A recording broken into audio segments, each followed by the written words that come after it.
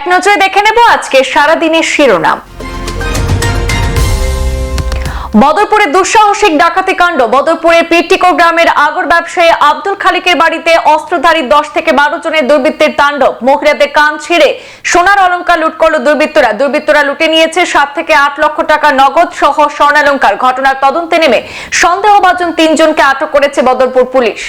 আলগাপুরে বিধ্বংসী অগ্নিকাণ্ডে পুড়ে ছাই এক বসতঘর। সোমবার সকালে হাইলাকান্দি জেলার আলগাপুরের বর্ণগদ গ্রামের ফকর উদ্দিনের বাড়িতে বিধ্বংসী অগ্নিকাণ্ডে একটি বসতঘর সম্পূর্ণ পুড়ে গেছে। প্রাথমিকভাবে ধারণা করা হচ্ছে গ্যাসের সিলিন্ডার বিস্ফোরণ থেকে এই অগ্নিকাণ্ডের সূত্রপাত। ক্ষয়ক্ষতির পরিমাণ ব্যাপক। প্রধানমন্ত্রী আবাস যোজনার নামে নজিরবিহীন আর্থিক কেলেঙ্কারির পর্দা ফাঁস। বাঘনজিপিতে আবাস পাইয়ে দিতে মাথাপিছু 5 থেকে 10,000 টাকা করে লাখ টাকা হাতিয়ে নেওয়ার অভিযোগ জিআরএস রতন কুর্মীর বিরুদ্ধে। পিএম আবাসের নামে আর্থিক কেলেঙ্কারি তথ্য ফাঁস হতে তদন্ত শুরু করেছেন লয়ারপুয়া ব্লকের বিডিও যুগান্তর কানোয়ার। ভুক্তভোগীদের সঙ্গে কথা বললেন বিডিও। অভিযোগ খতিয়ে দেখেছেন, কঠোর ব্যবস্থা নেওয়া হবে, প্রতারিতদের আশ্বস্ত করেছেন বিডিও। গাঁজা বিরোধী অভিযানে সাফল্য সোনামুড়া থানা পুলিশের। থানার অন্তর্গত কমলনগর আনন্দপুর এলাকায় গাঁজার বাগান কাটিং এ গিয়ে জনৈক সাইফুল আলমের বাড়ি থেকে 5টি ড্রামে মোট 132 কেজি শুকনো গাঁজা উদ্ধার করতে সক্ষম হয়েছে পুলিশ। আটক করা হয়েছে সাইফুল আলমের শ্বশুর ইব্রাহিম মিয়াকে। গাঁজা কেটে বাড়িতে শুকানোর সময় পুলিশের অভিযানে এই বৃহৎ সাফল্য উঠে আসে। সরস্বতী পুজো উপলক্ষে বরাক জুড়ে উৎসবের আমেজ। কাছাড় জেলার শিলচরে আনন্দ উল্লাসের সাথে বাগদেবী সরস্বতী পূজিত হন। সরস্বতী পূজাকে কেন্দ্র করে শিলচর শহর ও গ্রামাঞ্চলে স্কুল কলেজ সহ ঘরে ঘরে পুজোর আয়োজন করা হয়। শহরের স্কুল কলেজগুলিকে সুসজ্জিতভাবে সাজিয়ে তোলা হয় এবং ছাত্রছাত্রী ও কচিকাচাদের মধ্যে আনন্দের পরিবেশ সৃষ্টি হয়। মাঘ মাসের শুক্লা পঞ্চমী তিথিতে বাগদেবী সরস্বতী পূজায় ব্রতী হয়েছেন সীমান্ত জেলাবাসী। বরাক উপত্যকার সঙ্গে করিমগঞ্জ তথা বর্তমান শ্রীভূমি জেলার জ্ঞান ও বিদ্যার দেবী সরস্বতী পূজাকে কেন্দ্র করে শ্রীভূমি শহর ও গ্রামাঞ্চলে স্কুল কলেজ সহ ঘরে ঘরে পুজোর আয়োজন করা হয়। পুজো ঘিরে ছাত্রছাত্রী এবং কচিকাচাদের মধ্যে আনন্দের পরিবেশ।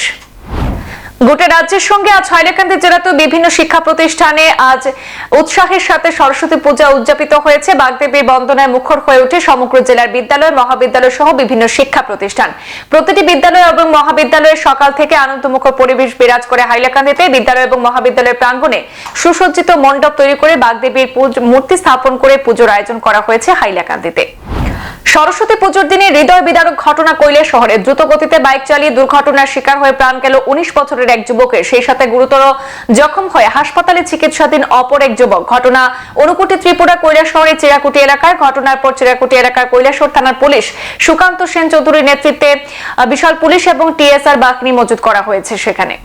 অভিন্ন দেওয়ানি বিধি অর্থাৎ ইউসিসি ধর্মবিরোধী। ইউসিসি নামে দেশের মুসলিমদের বিরুদ্ধে ধর্মীয় ষড়যন্ত্র শুরু হয়েছে। এমন চক্রান্ত দেশের মুসলিমরা কখনো মেনে নিতে পারবেন না। রবিবার পূর্ব গোবিন্দপুরের আল জামিয়াতুল ইসলামিয়া খানকায় মদনীতে আয়োজিত শান্তি সম্মেলন এবং খতমে বুখারীতে অভিন্ন দেওয়ানি বিধি এবং ওয়াকফ আইন সংশোধনী বিলের তীব্র বিরোধিতা করে এমন মন্তব্য করেন উত্তর পূর্ব ভারতের বিশিষ্ট ইসলামিক চিন্তাবিদ এবং শান্তি মিশনের চেয়ারম্যান মাওলানা আহমদ সৈয়দ গোবিন্দপুরী।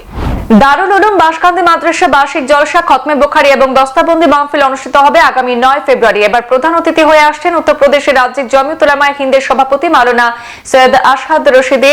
মাহফিলে অংশগ্রহণের সময় যানবাহনের সাউন্ড সিস্টেম ব্যবহারে কঠোর নিষেধাজ্ঞা জারি করেছেন বাসকান্দি মাদ্রাসার প্রধান শেখ মাওলানা মোহাম্মদ ইয়াহিয়া সাহেব। স্ত্রী পরকীয়া করে সন্তান জন্ম দিলে দায়িত্ব নিতে হবে স্বামীকে। নজিরবিহীন পর্যবেক্ষণ সুপ্রিম কোর্টে। সম্প্রতি কেরালায় একটি মামলায় এই বিশেষ পর্যবেক্ষণের কথা জানিয়েছে সুপ্রিম কোর্ট। সর্বোচ্চ আদালতের মতে যদি বিবাহিত থাকাকালীন সময়ে কোনো স্ত্রী বিবাহ বহির্ভূত সম্পর্কে জড়িয়ে পড়েন এবং সেই পুরুষের সঙ্গে তার সন্তান লাভ হয়, তাহলে সেই সন্তানের আইনত বৈধ পিতা হবেন তার স্বামী।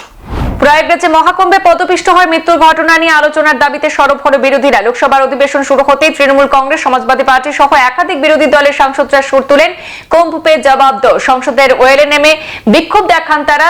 দাবি তুলেন মৃতদের পরিচয় সহ তালিকা প্রকাশ করতে হবে। উত্তরপ্রদেশ সরকার মৃতের সংখ্যা লুকোচ্ছে বলেও দাবি করেছেন বিরোধীরা।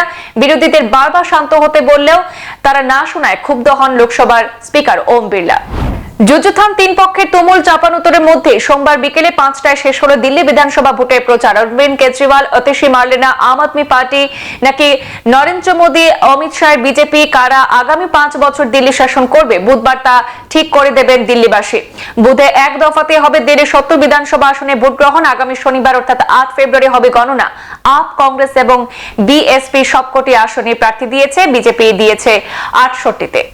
কুম্ভমেলায় পদপিষ্টের ঘটনা নিয়ে জনস্বার্থ মামলা গ্রহণ করল না সুপ্রিম কোর্ট। ঘটনাটি দুর্ভাগ্যজনক এবং উদ্বেগের বলে মন্তব্য করে শীর্ষ আদালতের প্রধান বিচারপতি সঞ্জীব খান্নার বেঞ্চ। তবে এই মামলাটি নিয়ে সুপ্রিম কোর্টের বদলে হাইকোর্টে যাওয়া উচিত বলে জানিয়েছেন প্রধান বিচারপতি। মামলাকারীকে এলাহাবাদ হাইকোর্টে এই বিষয়ে আবেদন জানানোর পরামর্শ দেন বিচারপতি সঞ্জীব খান্না। কাশ্মীরে ফের জঙ্গি হামলা, বাড়িতে ঢুকে অবসরপ্রাপ্ত জওয়ানকে খুন, জখম স্ত্রী এবং কন্যা। মৃত অবসরপ্রাপ্ত জওয়ানের নাম মঞ্জুর আহমেদ ওয়াগে। জখম স্ত্রী এবং কন্যার অবস্থা আশঙ্কাজনক। জম্মু কাশ্মীর পুলিশের এক শীর্ষকর্তা হামলার কথা স্বীকার করেছেন। তিনি জানিয়েছেন, এখনো পর্যন্ত ঘটনার দায় কোনো জঙ্গি সংগঠন স্বীকার করেনি। যে বা যারা এই হামলা নেপথ্যে রয়েছে তাদের খোঁজ চলছে। জঙ্গিদের খোঁজে তল্লাশি অভিযান শুরু হয়েছে।